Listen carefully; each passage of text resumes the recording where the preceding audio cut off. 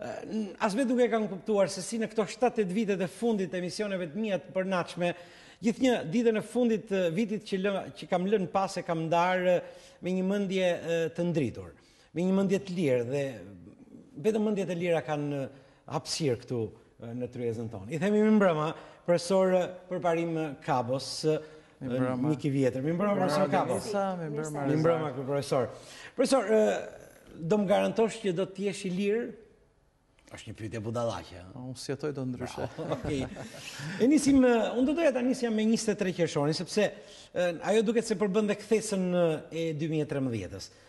Pra, 23 qershori ku 1 milion shqiptar i dhanë 1 milion shpulla qeverisë së djathtë, një term shumë i pëlqyer ky i zotit Edi Ramaj, pavarësisht se juve rodhët në buzën. Çfarë ishte 23 qershori në optikën tuaj, profesor? Ishte të themi një zgjuarësi intuitive e shqiptarit, një vot revolte apo një vot besimi për diçka që do të rilindte një tjetër shpike kjo e zotit Rama? Faleminderit për pyetjen, faleminderit që për të 8 vit radhazi me përjashtim të vitit që kaloi për pamundësi teknike në një tjetër televizor, ne nuk u takuam. Dhe fakti që ju besoni tek mendja ime e lirë, kjo më jep kurajo që ta vazhdoj këtë punë edhe në vitet e ardhshme. 23 qershori, për mendimin tim, ishte një moment rotacioni i qetë i pushtetit që kaloi nga Partia Demokratike, e cila drejtoi për 2 mandate, tek Partia Socialiste, e cila para datës 23 qershorit, disa muaj, ndoshta edhe një vit, kishte filluar të fliste për një rilindje shqiptare. Termi rilindje shqiptare është një invencion i kësaj partie apo i liderit saj, kjo është çështje e tyre e brendshme, por në kuptimin logjik të termit, qofse do të futemi në politologji, është një term që nuk ekziston. 2-3 vite përpara, kur Partia Socialiste luftonte për të fituar zgjedhjet lokale ose të 2009-s, kishte një term tjetër, edhe ai një konfuzion total përtej së majtës e të djathtës që rezultoi me humbje. Termi rilindje është përdorur në periudhën e mesjetës, me rilindjen evropiane që evokonte rilindjen e kulturës së antikitetit grek dhe romak dhe për të dalë nga errësira e mesjetës. Në historinë e Shqipërisë është përdorur nga rilindja jonë-kombëtare, e cila evokonte periudhën e Skënderbeut dhe kërkonte të rilindte shtetin e Arbrit, një shtet i pavarur, i orientuar nga civilizimi perëndimor. Nëse do të flasim për rilindje, pyetja e logjikës formale është çfarë ka vdekur që duhet të rilindi. Madje në një nga shkrimet e mia të periudhës së Beharit, ku unë ekspozova konceptet e fundit të sociologjisë moderne dhe të programit të socialdemokracisë moderne bazuar në Kongresin e Hamburgut të 2007-s, jo pa qëllim në shkrimin tim të parë kam ironizuar me rilindjen duke ju referuar Biblës ku Jezusi i tha Lazarit, Lazar çohu, dhe ai u ngrit. Pyetja që duhet shtruar është kjo: a zhvilluan shqiptarët zgjedhjet lira dhe të drejta në 23 qershor të 2013-s? A afroi Shqipëria standarde përafërsisht të barabarta me zgjedhjet që zhvillohet në vendet evropiane? Dhe një nënpyetje tjetër, ne bëm një rotacion paqësor të pushtetit, ku palët pranuan rezultatin, apo bashkë me të zgjedhjet ishin të lira dhe të drejta? Unë mendoj se është kjo e para, jo e dyta. Do me thënë, rotacioni ishte paqësor. Palët pranuan rezultatin dhe më në fund e tërë enigma e tranzicionit që zoti Berisha nuk ikën nga pushteti, tregoi që ai ishte njeri i civilizuar, iku nga pushteti, pranoi humbjen dhe adoreqen nga drejtimi i Partisë Demokratike.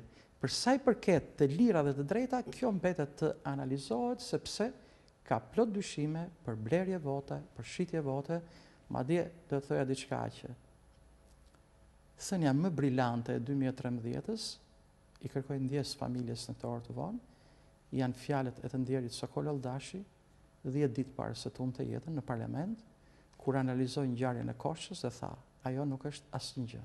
Në këtë parlament janë shitur dhe janë bler deputet.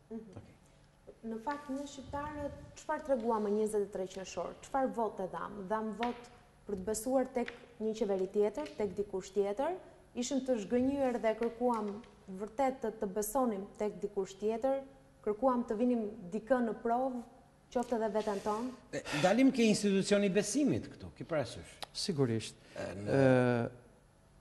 Ishte një vot që në mënyrë gati shqiptare i tha jo qeverisë që kishte drejtuar për 8 vjet, por nuk mund të themi se të gjithë ata që votuan për largimin e Partisë Demokratike janë socialistë, kanë ide socialiste, apo e kuptojnë se që është programi për rilindjen shqiptare.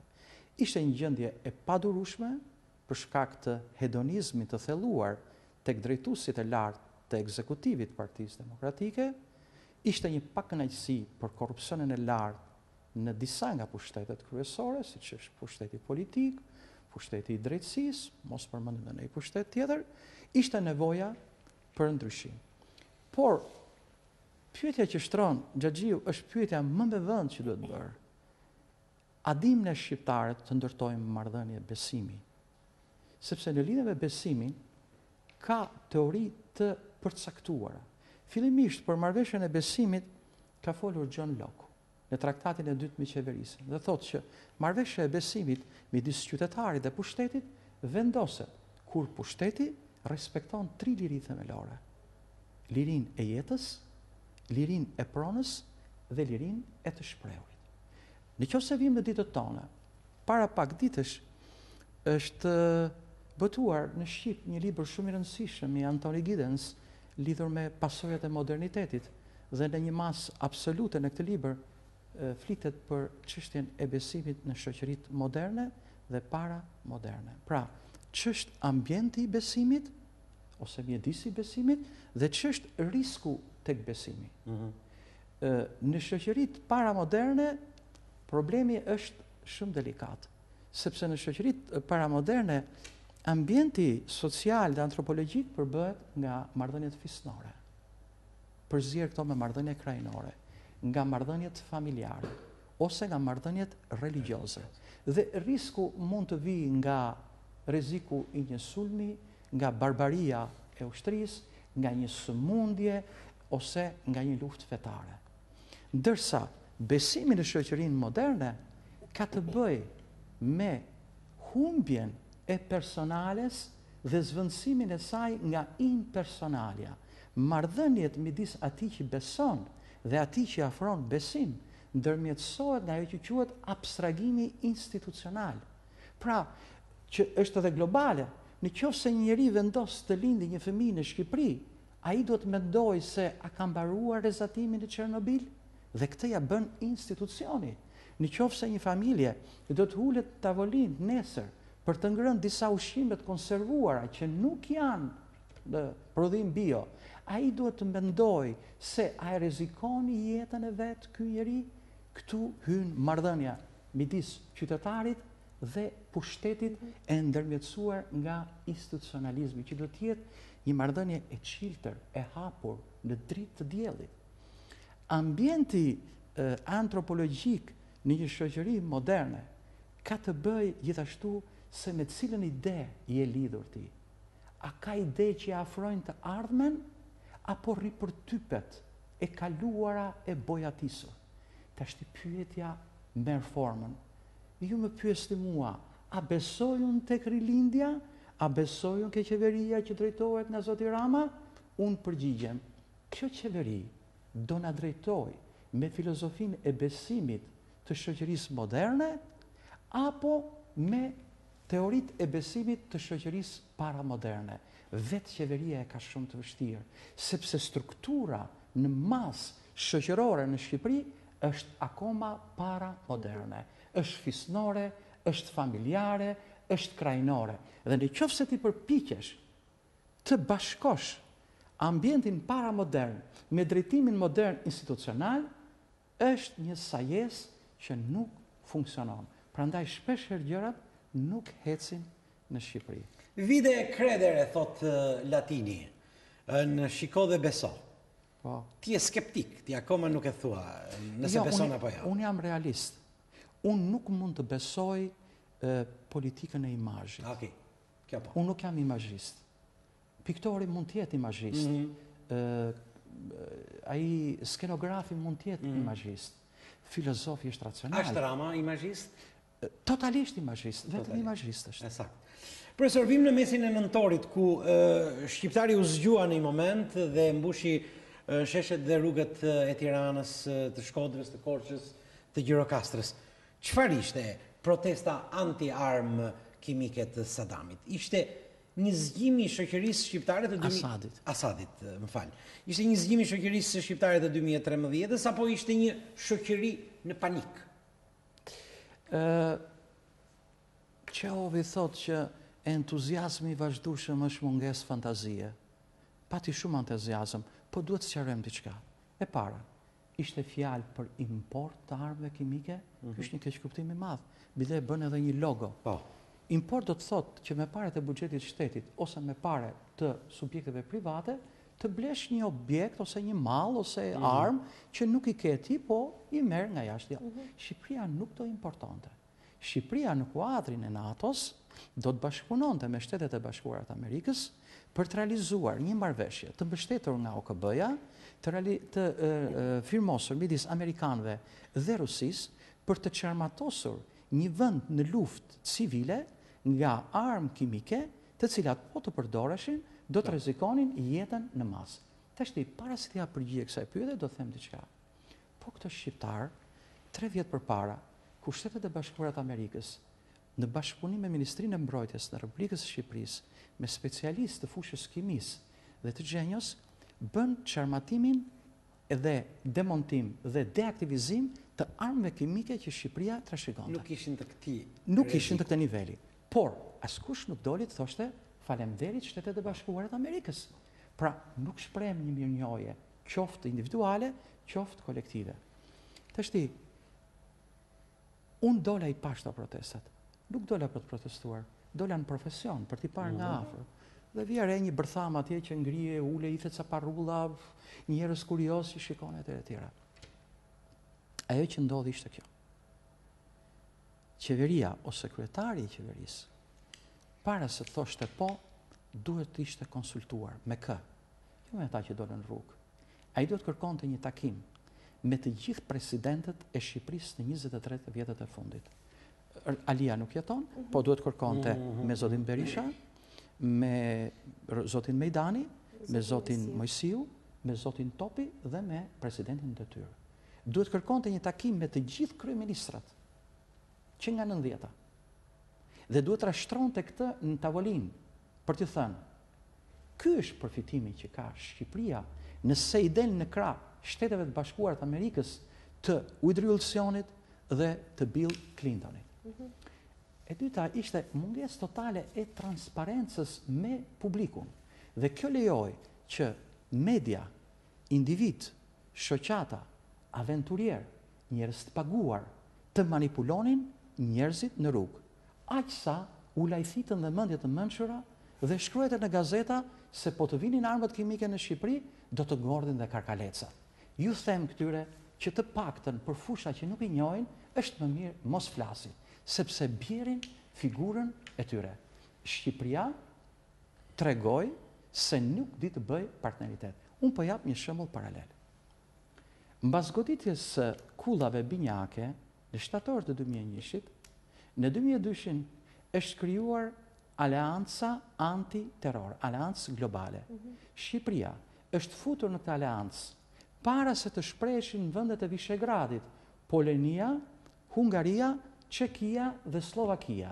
Dhe atëherë ka qenë kryeministër një njeri i mençur, mendje hapur, që quhet Fatos Nano, dhe një president që tregoi mençurinë e atë kohë, zoti Mojsiu. Pikërisht në atë kohë, Partia Demokratike që ishte në opozit, ka qenë kundra këtij akti. Dhe personi në fjalë që e ka kundërshtuar në një mision të përnaçshëm që thotë se gatuan opinion, mbasi fitoi zgjedhjet Partia Demokratike, u bë ministri i jashtëm i kësaj partie. Një analist i paguar, i veçpallur më i mençuri në Shqipëri, që flet për çdo gjë, nuk la gjë pa thënë në këtë studio ku gatuhet opinion. Një antar i qeverisë të rilindasve sot, që atëre kishte një shoqat, e më vonë e shndroi në një parti që quhet G99, përpara godinës së ish muzeut Enver Hoxha, piramida që quhet sot, doli dhe me një bezë të bardhë vinte një dorë të kuqe. Por mençuria cila ishte? Fatosnano, me këtë vendim dhe zoti Mojsiu, hapën rrugë që Shqipëria të antarësohej në NATO. Mbas kësaj vjen hapi i dytë, marrëveshja me Colin Powell, mos ekstradimi i qytetarëve amerikanë në gjykatat evropiane, por vetëm në Shtetet e Bashkuara të Amerikës, dhe para se Shqipëria ta merrte lejen për në NATO, Nano është takuar me Bushin në Turqi, dhe Bushi i ri i ka thënë një këshilltar i tij personal, Virgjil Muçit, je me fat që punon me këtë kryeministër. Kështu punohet në politika afatgjata. Shqipëria në bashkëpunimin për deaktivizimin e armëve kimike humbi një shans të madh. Zhgënjimi amerikan mban gjatë. Unë kam 197 që punoj me amerikanët dhe i njoh shumë mirë. Mbas kësaj analize, mua më lindë drejta t'ju bëj një pyetje të drejtë për drejtë, po do doja profesor të merrni një përgjigje të drejtë për drejtë. E ka stafin e politikanit zoti Rama? Të shtetarit vizionar, të shtetarit diplomat? Një njeri që thotë s'jam politikan, si e pas ka stafin, ai është vetë shpallur që s'jam politikan. Stafin shtetëror, ajo që të kesh stof shtetëror, që të kesh statement shtetërore, do një eksperiencë të gjatë shtetërore. Pastaj do dhe një paradigmë, do një kondicion, një ori në politologji, në filozofi, në histori, në sociologji, në antropologji, në shkencat e natyrës, në kozmologji. Kjo i mungon masës tërësore të politikanëve shqiptar. Prandaj, ata sa herë që dalin jashtë e shprehin sa hapin gojen që janë provincial të pamësuar. Okej. Denis. 2013 mund të themi ishte një vit kur ne shqiptarët gjumnjëzuam politikanët, apo një vit kur një gardë e re shtetërësh morën dorë fatin e Tiranës zyrtare, le të themi? Në qoftë se shqiptarët do arrinin një ditë të gjunjëzonin politikanët, atëherë mund të thonim që Shqipëria po rilinte. Shqiptarët janë ende në një shoqëri medievale të ndërtimit të një strukture antropologjike fatkeqësisht jo të kapurcuar ende, të turmave dhe të prisve. Shqiptarët nuk dinë të kërkojnë llogari, madje kanë frikë të kërkojnë llogari. Shiko, entuziazmi që prodhohet shpesh edhe në media nga njerëzit në mënyrë orale, nga politika, të gjithë flasin për të kaluarën, asnjë nuk flet për të ardhmen. Njerëzit që s'flasin për të ardhmen, thot Erik Fromi, kanë frikë nga liria. Një gardë e re, do ta quani gardë, ky term kërkon Gjaxhiu i zgjedh të terma, se i ka qenë, që kërton një terminologji të vjetër. Po një gjeneratë e re, kemi një qeveri të re, me persona që... Gjeneratë e re, problemet vjetra, thotë profesor Kapo në një nga shkrimet e botuara gazetës shqiptare. Janë ende në provë. Sakt. Ka më shumë entuziazëm se sa një realitet konkret të prekshëm. Babai i historisë Herodoti thoshte, unë i besoj syve, jo atyre që dëgjoj. Duhet të shikojmë. Okej. Çfarë do ndodhi? Eci mëtej, shkojmë vim tani në fundin e dhjetorit, kur u përballëm me një jo europiane për statusin e vendit kandidat. Profesor Kabo, u shkruajtën shumë, u thanë shumë histori nga më të çuditshmet për këtë jo. Unë do të bëja një pyetje, si do ta lexojmë mesazhin e evropianëve? Në tezat e ekstremistëve europian që po pengojnë zgjerimin, një tezë kaq përzemër kjo e zotit Rama, që po na e servir nga java në javë, në faktin se ne po e kërkojmë statusin për kredite politike dhe jo për një Shqipëri normale europiane, pra diçka të sforcuar, apo në faktin që statusi është çështje statusi, që do të thotë, ose je evropian, ose si. Pra, duhet jemi pjesë e BE-s apo pjesë e europianizimit të integruar? Shiko, ka disa pyetje brenda pyetjes madhe. Do të ftoja që të bëja një shkrim për këtë, se ti ke pemë të bukur, që është një koment. Po mundohemi që të në mënyrë digresive të zbresim nga njëra deri tek e fundit. E para, Shqipëria duhet të jetë, kur them Shqipëria, institucionet, duhet të jetë më serioze për ta lexuar jonë. Pra, unë po të isha sot në rolin e zotit Rama, mos ketë frikë se nuk ja zë vendin, por nëse do të më kërkonte mendim ta këshilloj, do të thosha fol pak dhe vepro shumë. Madje Pitagora thoshte që nëse kërkon që të shpëtosh shpirtin, është mirë që një 5 vjet mos flasësh. Ai do të ngrinte menjëherë komision ekspertësh nga të dy palët, nga të dyja partitë kryesore, për ta lexuar në mënyrë institucionale jonë. Joja nuk erdhi nga një qëndrim individual i një vendi, që gjë mund të ndodhi. Për shembull, Çekia thoshte, nuk jam dakord me prishjen e marrëveshjes me Çezin, siç është shprehur kryeministri, nuk jam dakord. Po unë lexoj ndryshe. Unë shtoj një pyetje.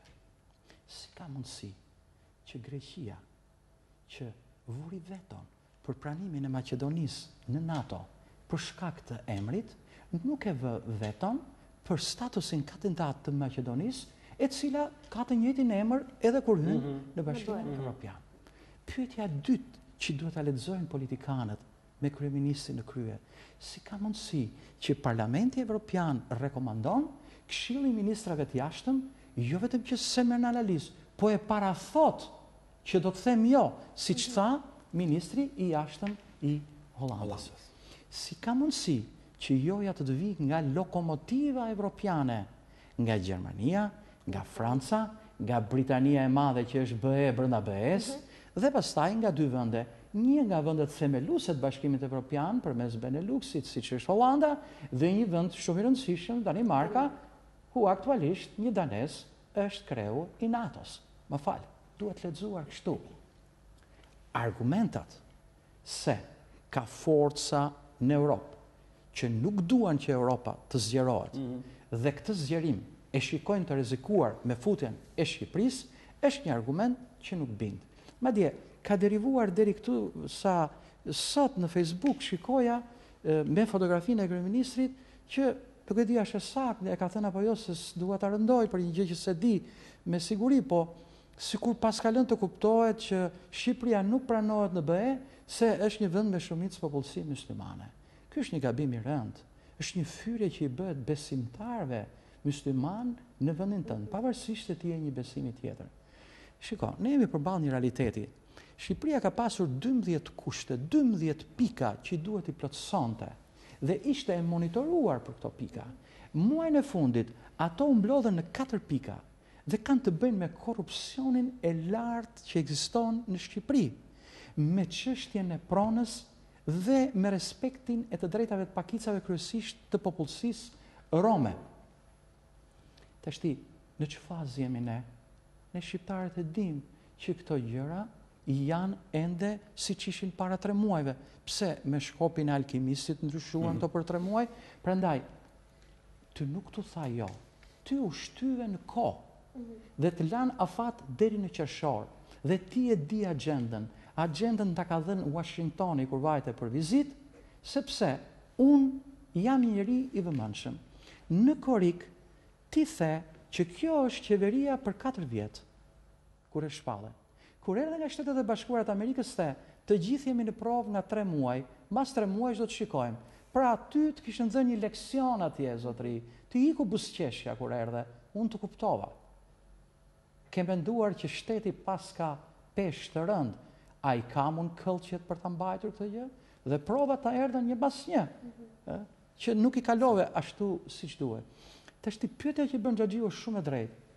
More, këta euroskeptikët për zgjerimin, ka një skepticizëm racional mbi Shqipërinë? A është Shqipëria një vend që e ka marrë drejtimin oksidental, apo këtë e ka fasad dhe ka mbetur ende vend oriental? Sepse në 2 minuta, në qoftë se më jep kohë, unë do të them si ka lëvizur Shqipëria. Periudha pelazgike, kemi qenë qendra e krijimit kulturës. Grekët ande e morën, romakët e morën nga grekët. Pastaj shkuam në lindje me Bizantin. Pastaj shkuam në Orient me turqit. u shpall pavarësia, shkelmuam mundësin që të na bënte një vend oksidental. 6 muaj të prind Svidit, vitin që vjen është 100 vjetori. Dhe pranuam Axhi Qamilin dhe Esat Pash Toptanin. Vjen viti 20, qeveria e Lushnjës, përzihet 24 noli mundësia e dytë oksidentale dhe vjen Breti Zok me një qëndrim të dyfisht, me një strukturë ambingue midis lindjes dhe perëndimit. Hartoi të gjitha kodet të frymëzuara nga perëndimi, por vetë ai kishte mentalitet ende oriental, sepse ndërtoi një mbretëri lindore perëndimore. Ikën Ahmet Zogu, vjen sistemi komunist, ku na çoi në orientin ideologjik, pra në lindjen ideologjike, Bashkimi Sovjetik, fanari i të gjithë botës. Hymë në 90-ën, futemi konferencën islamike. Futëm konferencën islamike. Dhe thuat që po të kishte një konferencë katolike do hynim dhe atje. Harroj ai që është Vatikani atje. Pra, ne duam ta lëm mbrapa Orientin, po ai është 500 sa vjeçar, nuk lihet kaq kollaj. Po unë po themi gjë tjetër. Në 90-ën, në vend që ti të ndërtoje një sistem arsimor gjerman dhe francez, ti ndërtove një sistem turk. E fillove nga 8 vjeçare, e bëre shkollë të mesme, e bëre shkollë të lartë, pastaj me klinika, me gjëra. Më fal, ata shikojnë. Unë nuk se jam dakord me ata. Nuk jam me argumentin e tyre. Unë them se si mbajnë ata gjërat shënim. Po të themi gjë tjetër. Sot lexoja në New York Times një shkrim lidhur me gjendjen në Turqi. Dhe akuzat që i bën Erdoani prokurorit përgjithshëm turk, Kashaj, Muhamet Kashaj. Sepse në lojë është Bilal Efendia, i biri i kryeministit turk. Dhe i thot, ashtu si nuk ka pushtet absolut ekzekutiv, nuk ka dhe pushtet absolut gjyqësor. Mirë po, në Prizren, zoti Rama i tha vëlla për çfarë e keti zotëri atë? Për komb jo, se ata janë komb aziatik, për fe jo, se ti ortodoks, Din Kardash ka qenë shpreha që përdonin turqit, kur na kishin pushtuar që të tho vëlla për fe. Dhe ju lejuan besimin fetar ortodoksve, ju lejuan besimin fetar katolikve, shqiptarve i quanin turq. Pra ky është një gabim. Kur ndodhen ngjarjet në sheshin Taksim, vetëm në Shqipëri, me megafon në për rrugë bëhet thirrje të dilim në shesh për të mbrojtur Erdoganin. Më fal, Europa i mban shënim këto gjëra. Mos themi edhe gjëra të tjera, siç ishte gafa e fundit e presidentit që ngatroi ringjalljen me. Profesor, do të qëndrojmë një çik tek raportet me Turqinë, sepse un kam përshtypjen se ka një tendencë të asaj që quhet diplomacia e gjakut të Erdoganit dhe që lidhet kryesisht me Prishtinën dhe Tiranën. Por ndjekim një material, është një skede përgatitur nga Denisa. Shqipëria dhe vllazëria e kemi quajtur ne me Turqinë, e ndjekim, e risjellim në kujtesë dhe bisedojmë me profesorin.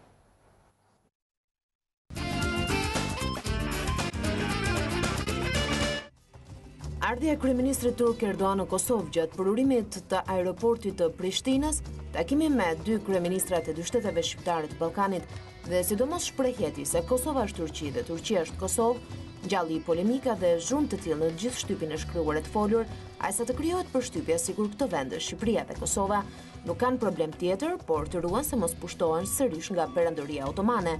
Kjo nuk është as më shumë as më pak, por një furtunë në gotë ujë dhe zhurmë që nuk vlen të bëhet. Takimi, përqafimi apo edhe puthja e 3 kryeministrave mes tyre që u bë në Kosovë, nuk është as shpike e këtyre personaliteteve dhe as ndodh për herë të parë vetëm midis tyre, por duket se vëllazëria e momentit mes Turqisë dhe Shqipërisë bëri shumë i honë. Gjatë takimit të shumë përfolur të Kosovës, të 3 kryeministrat nuk lanë pa përmendur synimin e të 3 vendeve drejt përfshirjes në Europën e Bashkuar dhe në asnjë rast jo vetëm nuk u fol për synime pushtuese, skllavruese të Turqisë ndaj fqinjve të saj ballkanik, por në asnjë fjalë nuk u la të kuptojë kjo.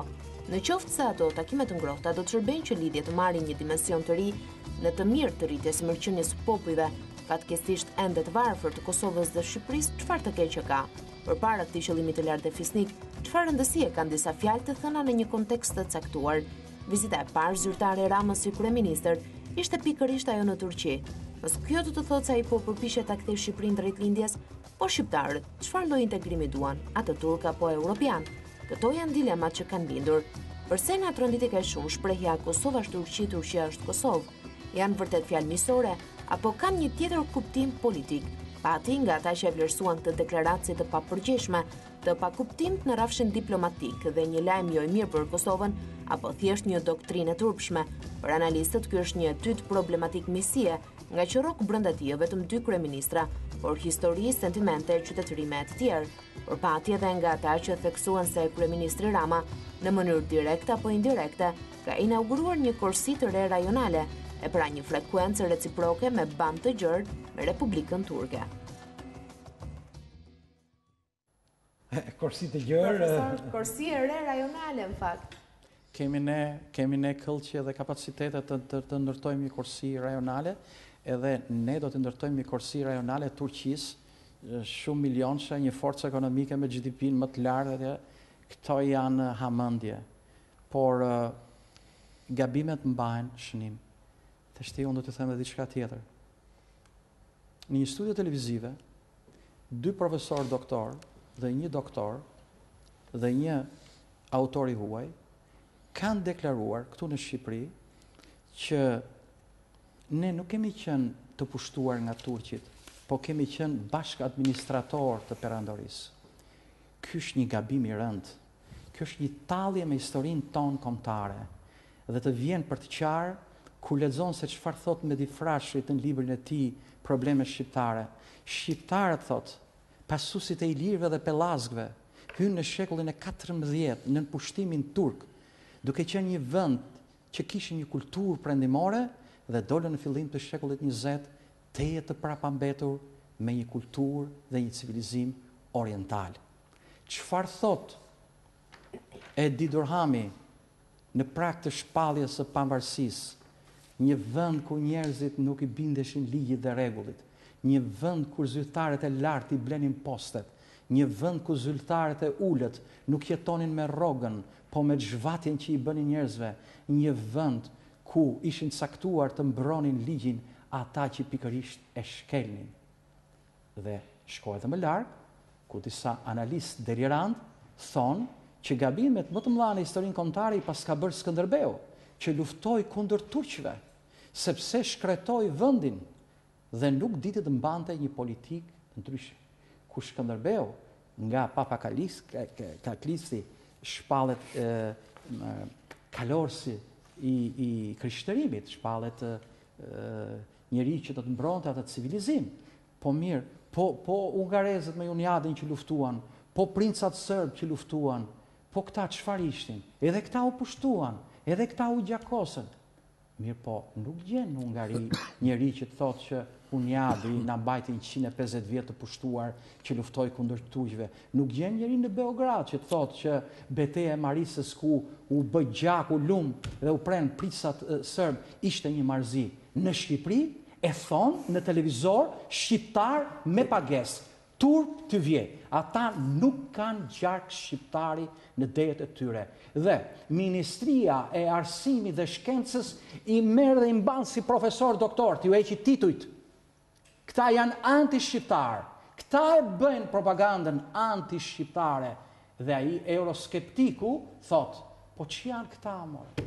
Që baltosin historinë e tyre, që tallen me herojnë kombëtar, që thonë jemi. Dhe Medifrashi thoshte, gjatë periudhës osmane, ushtria turke dhe gjithë kohën e perandorisë arriti të kishte 4 milion ushtar, nga këta 2 milion shqiptarë. Kështu ne morëm pjesë edhe në një luftë kundër 40 milion të krishterëve.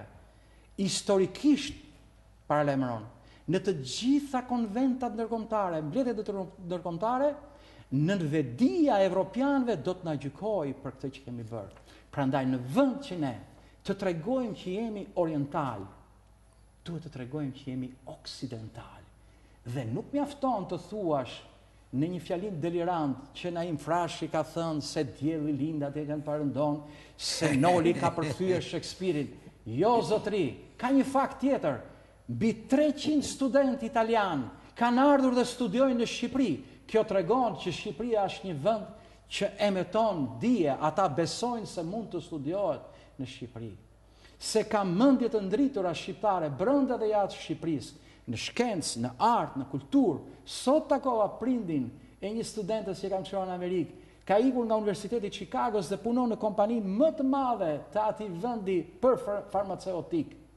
Pra, këto janë gabime të rënda që ne kemi bërë, që euroskeptikët e shtuan barutin anti-shqiptar duke i quajtur një vend oriental. Dhe e fundit, kujdes me besim musliman, që është një besim i vyer i kulturës shqiptare.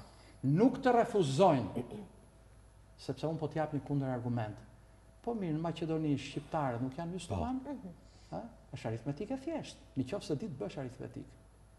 Okej. Profesor, unë propozoj të bëjmë një pauzë të shkurtër publicitare, por vjoni qëndroni me ne. Kthehemi në studio, jemi duke biseduar prej më shumë se 40 minutash me profesor Barbarim Kapon. Lentja e së cilit duket se këtë herë nuk po falë, po hynë në thellësitë të disa gjërave cilat ne shpesh i kalojmë përciptas. Mirë, kemi mbritur në 100 profesor Kapot politikës së jashtme. Unë kam këtu një konstatim të një diplomatit nderuar, Agim Nesho, thot ndër të tjera që në 100 ditët e politikës së jashtme u vure një kontradikt për të realizuar një politikë të jashtme aktive dhe mungesës së vizionit për realizimin e saj. Politika e jashtme, vazhdon në Nesho, punon për imazh se sa për realizimin e objektive. Por para se të kaloj tek pyetja, unë propozoj të ndjekim një material të shkurtër të redaksisë dhe kthehemi në bisedë. Materiali.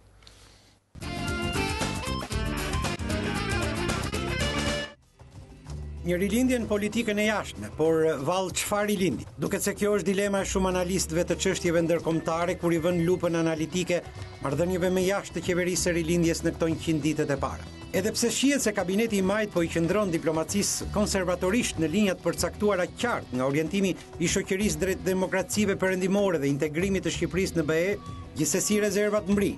A ka një tendencë për një lëvizje boshti në këtë politikë? Apo përvijohen partner të rinj strategjik, apo ka një përpjekje për një individualitet të ri që rek të zgjerojë gjeografinë diplomatike të vendit? Agim Nesho në një analizë të tij të fundit në gazetën Panorama bën me dije se vlerësimi i politikës së jashtme të ekipit Rama mund të bëhet në 3 drejtime: në vizion, në strategji dhe strukturë. Dhe sipas diplomatit Nesho, të trija këto koshësi kanë defektet e tyre të cilat veç e veç, por edhe bashkërisht po tentojnë të hyjnë në procesin e konsolidimit të një politike të jashtme, edhe pse po shtyjnë me bryla njëra tjetrën. Por analiza shkon më tej. Sipas analistëve, edhe pse ndihet një frym pozitive premtuese për të depolitizuar shërbimin me jashtë dhe një frym për mosdëmtim të interesave të Shqipërisë në përfaqësimin e saj në botë, gjithsesi ka ende shenja diletantizmi, të mungesës së transparencës, të komunikimit me shprehje të cinizmit ekstrem, mungesë të origjinalitetit dhe uazimit të elementeve strategjike jashtë kontekstit shqiptar, si dhe një inkoherencë në qëndrimet e qeverisë për politikën e jashtme. Dhe duket pra sikur makineria e diplomacisë është ende në procesin e kolaudimit të saj. Por pyetja pa përgjigje mbetet se dhe sa do të vazhdojë një kolaudim i tillë. Një proces në kolaudim, profesor, duket se mbetet politika jashtme. Ku jemi të orientuar? Është pak vështirë që të bëjmë një analizë për është pak vështirë. Unë e respektoj zotin Nesho për përvojën që ka edhe për kujdesin që bën kur artikulohet, por në 100 ditë do të thoja është pak e vështirë që të mendosh se janë hedhur hapat e dur, është peneluar drejt kahja nga do të lëvizet.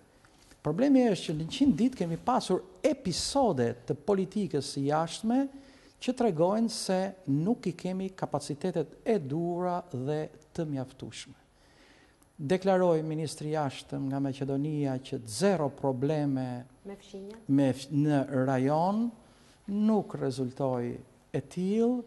Menduam se do ta merrim statusin e vendit kandidat, ministri i jashtëm nuk qe fare, po qe në Azerbajxhan, gjë që tregoi një mungesë etike, por etik duhet kishte qenë në selinë e Bashkimit Evropian.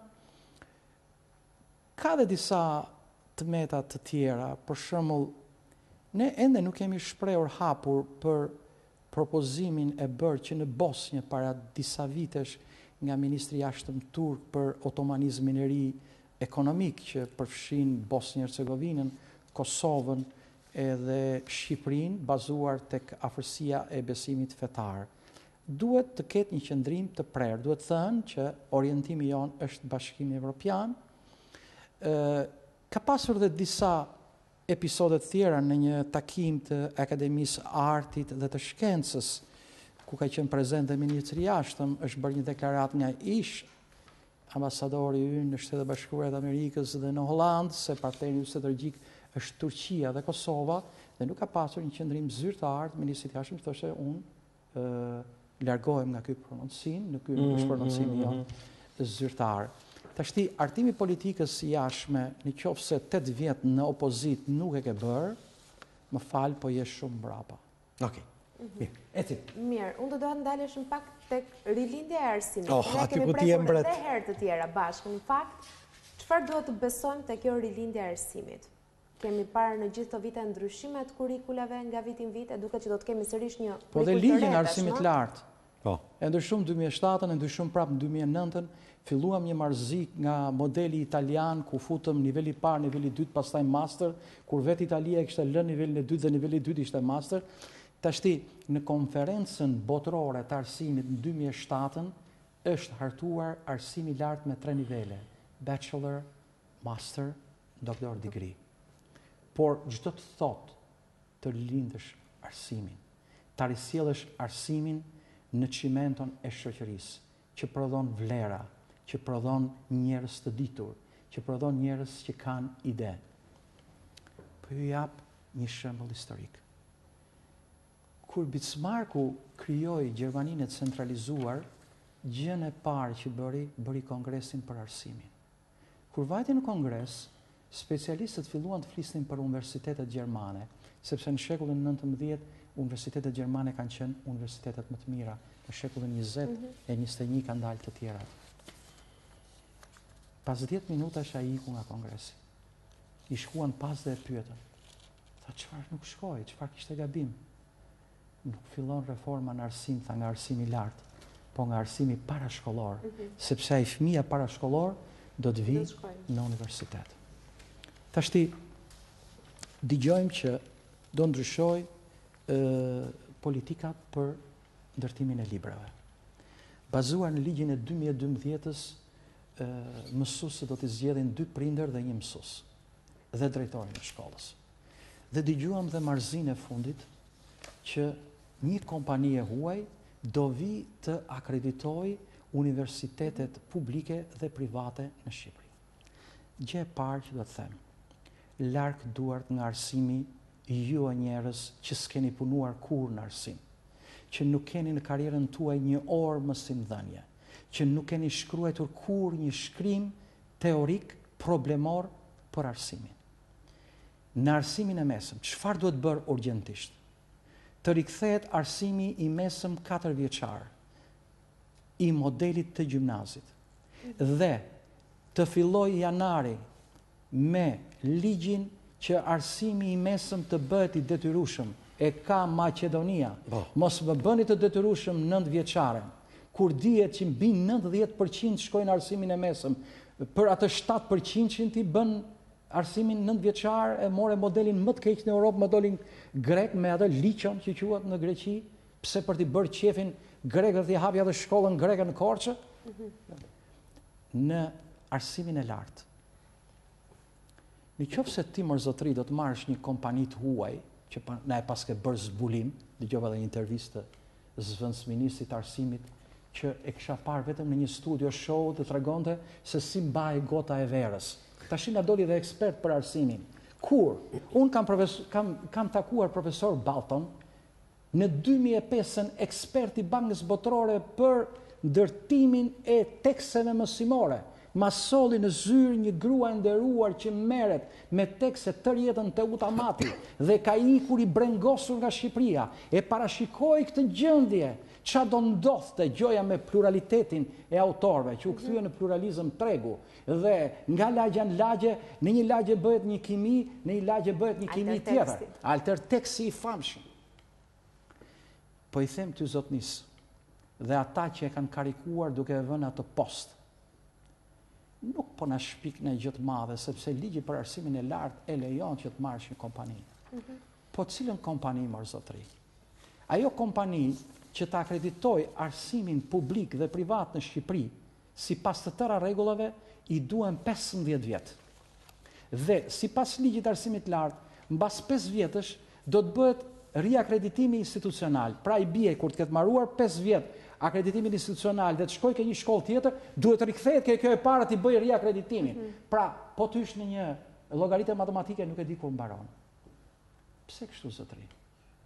Kur Partia Socialiste ishte në pushtet në 2005 kur iku, sa i kishte filluar procedurat që Agjencia Publike e Akreditimit në Shqipëri të akreditohej në një agjensi evropiane. Ky është integrimi evropian, që ti të futesh në një agjensi e cila gjykon mbi filozofin, dokumentacionin, praktikat, ekspertizën dhe thot, Agjencia e Akreditimit në Shqipëri është një agjensi e nivelit evropian. ENKA quhet kjo. Kishin filluar procedurat, ishin saktuar ekspertët nga Britania e Madhe, nga Spanja, nga Franca, nga Hungaria, nga Serbia dhe nga Malta, dhe në nëndor të këtij viti, agjencia jone e akreditimit ynte në ENKA, me një shkresë të ministres, më vjen keq sepse e vlerësoj shumë, por ka gabuar rënd, i thot drejtorit të agjensisë tonë të akreditimit, ndalo procedurën me ENKA-n. Po pse më zonjë? Pse më zonjë nxitohesh? Po pse pyet njerëz Alif Matrak, amator, pyet më profesionist se si bëhet kjo punë. Unë jam specializuar me shumë profesor, me Lega Gjuvanin, që ka qenë në Bruksel pjesë e Komisionit Evropian të Bolonjës, me Nikoleta Mitën, që duhet ishte minimumi zëvendës ministre e arsimit, një kokë e mençur e pedagogjisë. Me 10 profesorë të tjerë, kemi qenë në Gjermani të specializuar nga Banka Botërore për akreditim.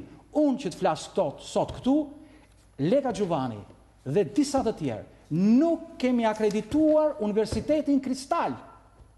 Unë personalisht deklaroj, nuk kam akredituar Justinianin e parë dhe e kam mbajtur Koston mbi Kuriz. Ja ne jemi që po të duam e bëjmë. Dhe kur ka ardhe ekipi nga Bashkimi Evropian i tha, keni raste ju kur nuk është akredituar një universitet? Kemi, ky dhe ky. Kush kanë qenë ekspertët? Ky filani që në një universitet nuk e ka akredituar. Ky përparim Kabo, çfarë është ky? Pedagog në universitet privat. Dhe nuk ka pas frikë? Jo, nuk ka pas frikë. Ja pra që po të duash nuk e akrediton. Mirë, po gjatë fushatës rilindja, çfarë sta për Kristalin?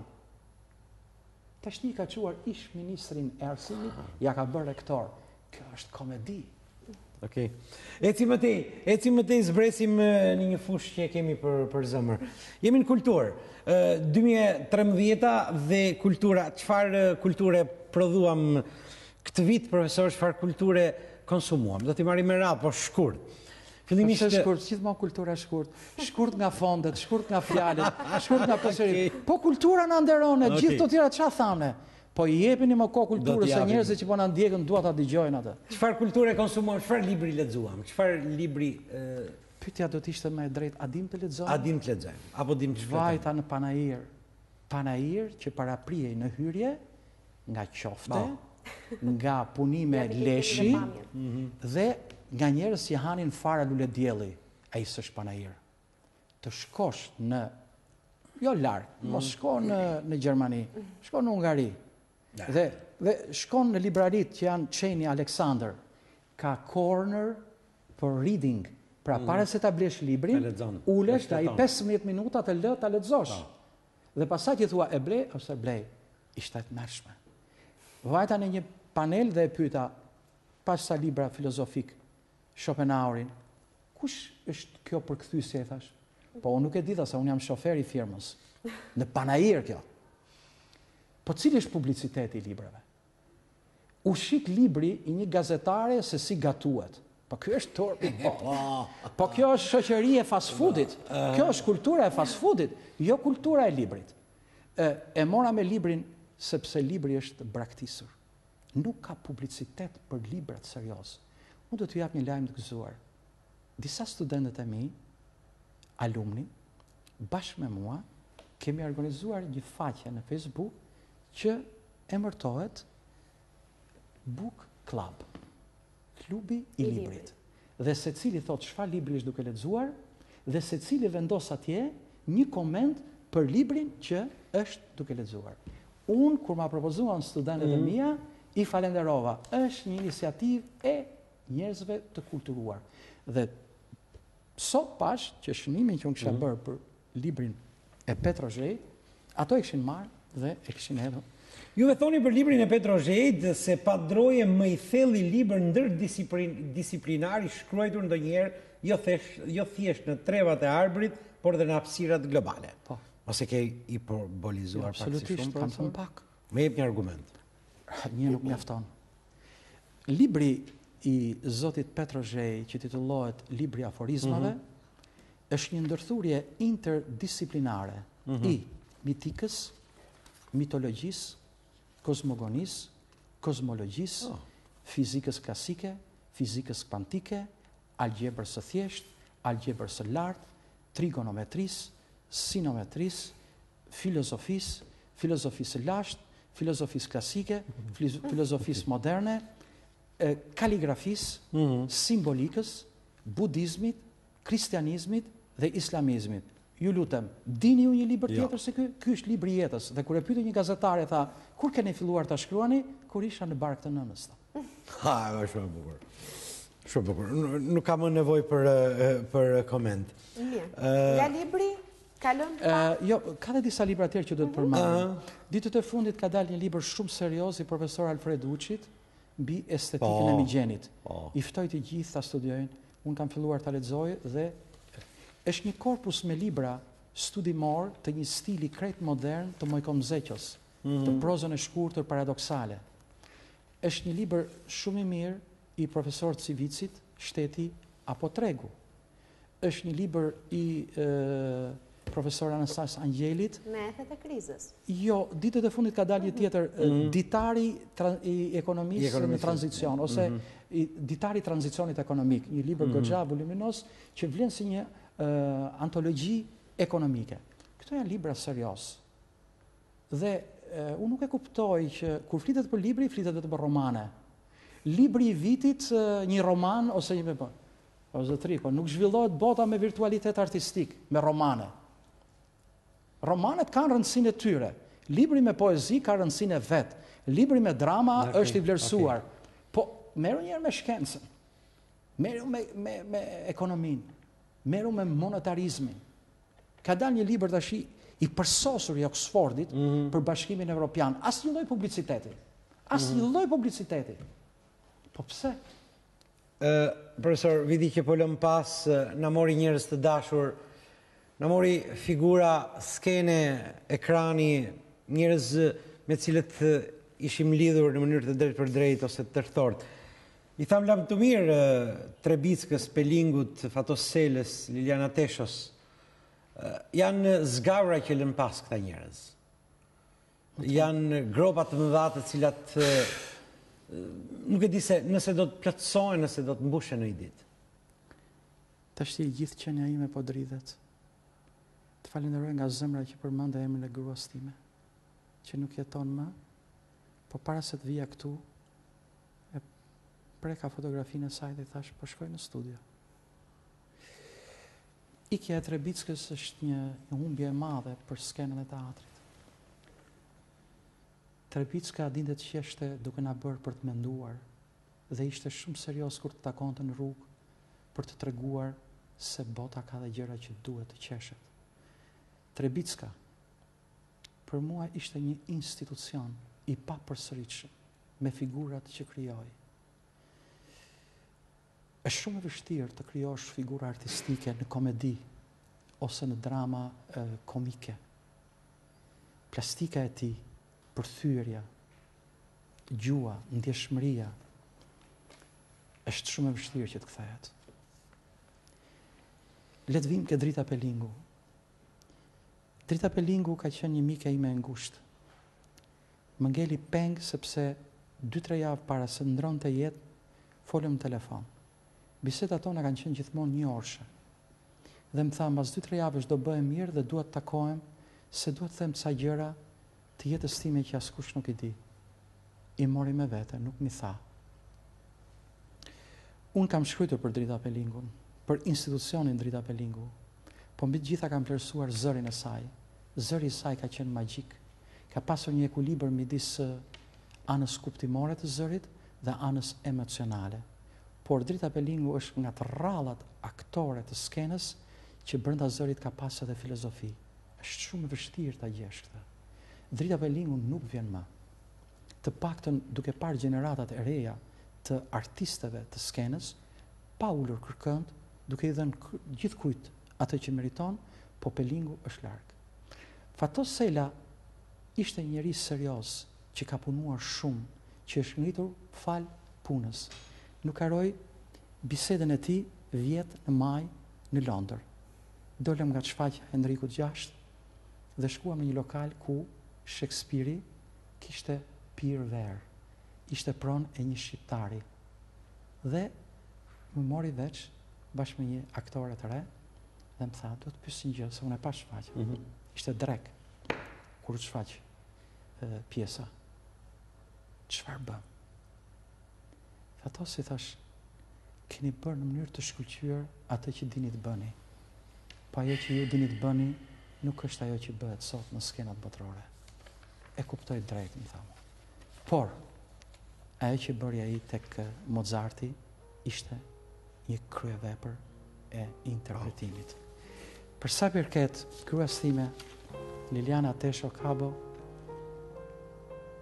Liliana ka qenë një grua e mrekullueshme, një artiste, një shpend i egër në pamje, po një zemër e butë. E ka filluar punën në Grim 17 vjeçë, 18 vjeçë. Dhe ka hyrë tush kur është dekoruar nga presidenti si është e madh. Faleminderit për surprizën.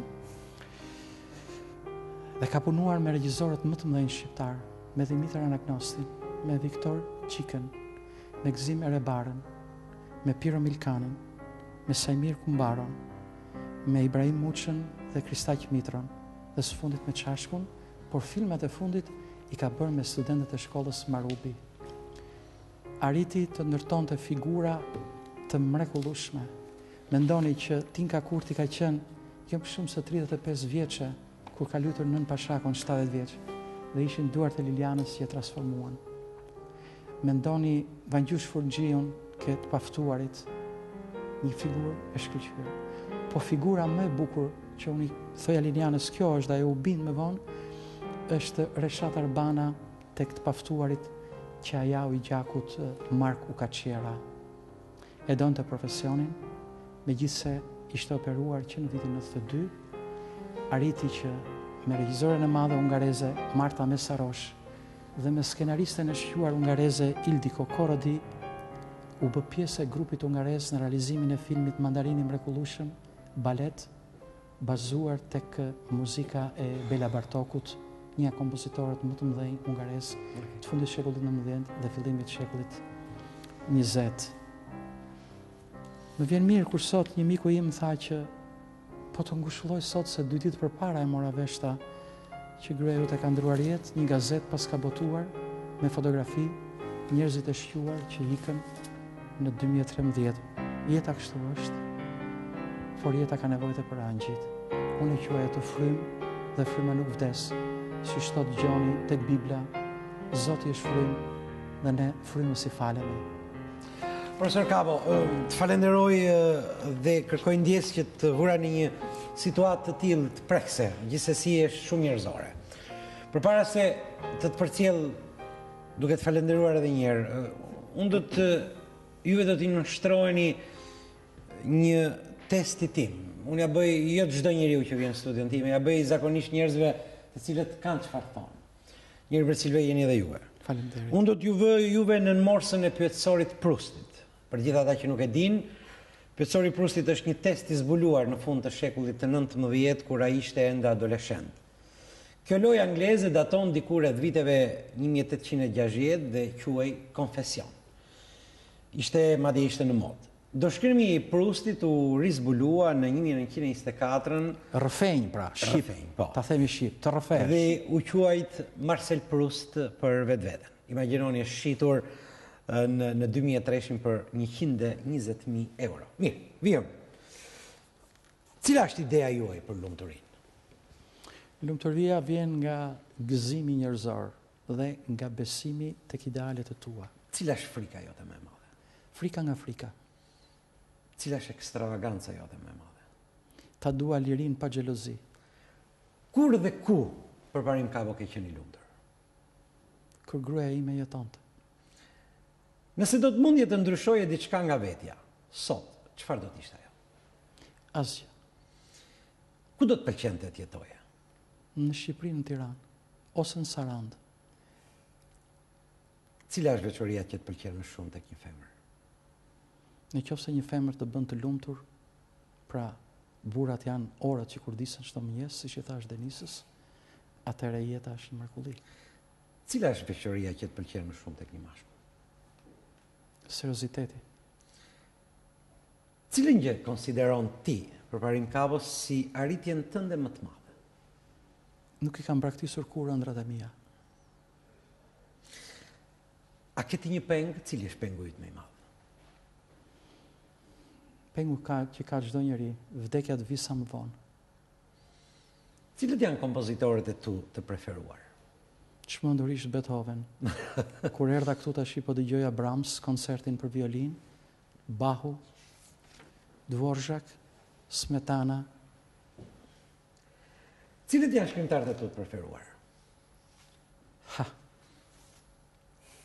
Victor Hugo, Tolstoj, Balzac. Kë person gjallë admiron më shumë? Brenda Shqipërisë apo jashtë Shqipërisë? Brenda Shqipërisë. Brenda Shqipërisë e kam të vështirë që të admiroj, po. Pa ndrojë të thoja Mjalu Rasin, mikun tim. Cilat janë ato gjëra që nuk do të pëlqeje fare? Nuk do t'i pëlqeje fare në asnjëra thënë. Gënjeshtrën dhe zhgënjimin. E mendon ti vdekjen?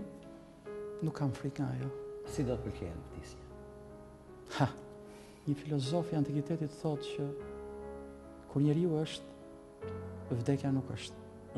Kur vdekja vjen, njeriu s'është më, ato nuk takohen kur. Okej.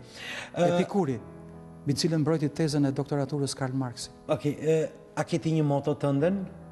Po. Nxirre minierën tënde jashtë. Fatkeqësia më e madhe është për ato që vdesin pa lindur. Unë po udhtoj brenda vetes time për ta nxjerrë çdo gjë jashtë. Dhe në fakt profesor Kabo e nxori jashtë një pjesë të minierës së tij në këto një orë e ca bisedë. Unë të falenderoj edhe një herë realisht, por përpara se të të lë për fare, do të më thuash se në këto 100 vjet, 1913, 2013, cili është dëmi më i madh që u është bërë shqiptarëve? Do duket pak ekologjike, po dëmi më i madh është sjellja barbare me tokën. E cila nuk rivjen më. Nuk rivjen, është paksuar. Medi Frashi, po e përmend prapë sot, thoshte në një vend, le të na marrin çdo gjë tuaj, vetëm ulësirën bregdetare ajo se s'ka më Shqipëri. Ajo është marrë tash me ndërtimet dhe është shkatruar çdo gjë. Po marzia më e madhe në këto 100 vjet? Marzia më e madhe në këto vjet është që shqiptarët në masë absolute janë drejtuar nga ignorantët dhe mediokrit. Dhe Medi Frashi prapë thot, kur do të bëhet Shqipëria? Kur të largojnë nga pushteti ata që merren me dokra dhe të shohin litar ata që vjedhin vendin e vet. Okej. Pret ti në gjë nga 2014-a? Unë si person jo, apo ti si qytetar për këtë? Si qytetar do të kisha shumë dëshirë që qershorit na jepte statusin. Edhe nëse se meritojmë, sepse dara do të shtrëngonte më shumë këtë politikë inkompetente që na drejton. Por kam frikë se 2014-a do të jetë si 1914-a, kur dëgjoj dikë që thot protestat po vinë, ne do të jemi në krye të tyre. Me sa duket rebelizmi i Axhi Qamilit do të dalin në 2014-ën në rrugën e një Shqipërie që mendon se është moderne, po që është ende paramoderne.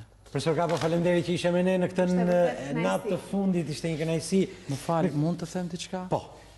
Mos haro ritualin ton, ne e kemi mbyll gjithmonë emisionin me një urim për vitin e ri. Sigurisht. Urimi joni parë, joni, është, pastaj vjen juaj. Dakor. Është një vit i ri, unë do thoja, ku të japim pak më shumë dashuri.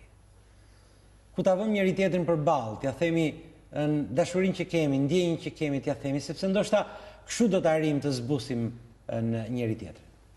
Dhe urimi im është më shumë lumturi, mbarësi, shumë shëndet. Ndoshta pse jo, nuk dua të bëhem, nuk dua ta përfshi fare ekonominë. E lëm deri ke shëndeti. Mbarësi për gjithë familjet, kolegët tanë, miqt dhe për gjithë ata që na do zemra. Unë të uroja me zemër gëzuar vitin e ri 2014 të gjithë atyre shqiptarëve që jetojnë me djersën e ballit. Dhe nuk uroj për 2014-ën asnjë njeri nga ata që nuk jetojnë me djersën e ballit. Të më falni që jam kaq radikal. Uroj që 2014-a të ketë më shumë të vërtetë dhe më pak gënjeshtra. Më shumë realizëm dhe më pak iluzione. Më shumë vlerësim për popullin dhe shumë më pak vlerësim për ata që kanë marrë përsipër të administrojnë fatet e tij.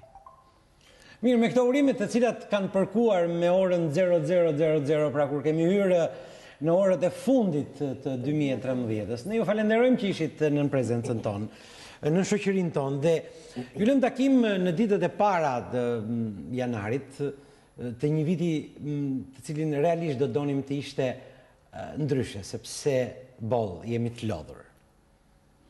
Jemi të zhgënjur, ne nuk lodhemi. Okej. Ndajemi këtu, faleminderit shifemi. Mirupafshim. Mirupafshim, kalofshi sa më bukur.